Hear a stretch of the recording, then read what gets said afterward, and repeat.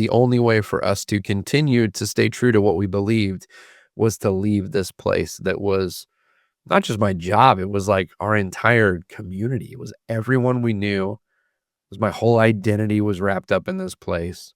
And because we were kind of taking a stand against some stuff, we were immediately like, okay, you're gone. It was like a disconnection.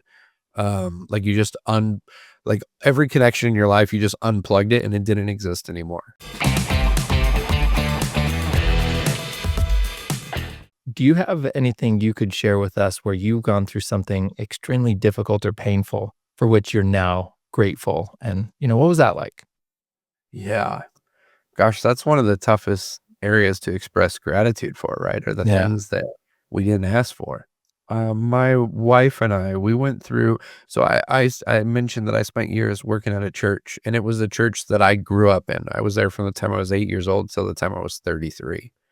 And unfortunately, some of the leadership stuff that was going on there was just unhealthy, and it was just the opposite of what it professed to be. And the only way for us to continue to stay true to what we believed was to leave this place that was not just my job, it was like our entire community. It was everyone we knew. It was my whole identity was wrapped up in this place.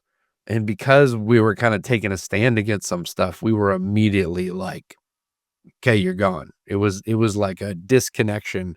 Like you just like every connection in your life, you just unplugged it and it didn't exist anymore. And so we were also in like the community. It was a very prominent church within the community, and I was very visible, on stage in this very large church. And so it went from never being able to go to the grocery store without stopping and having a conversation with someone that knew you, to now overnight people see you and they just push their cart down the next aisle to avoid you.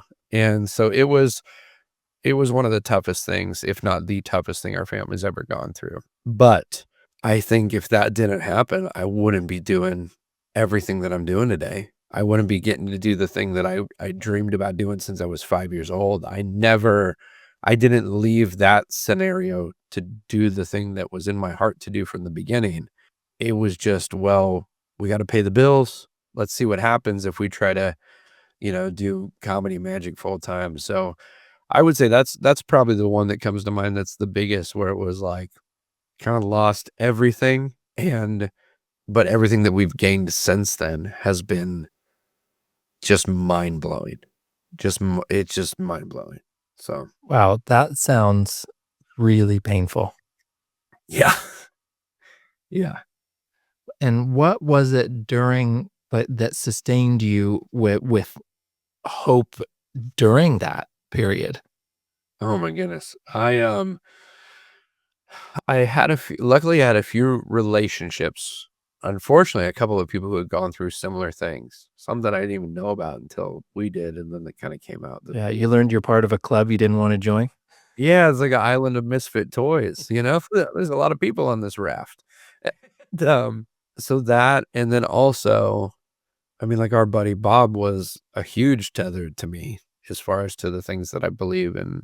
You just needed to see that it was possible to not lose everything you believe in and still be able to let go of the things that were unhealthy. And so, yeah, that was a big thing, man.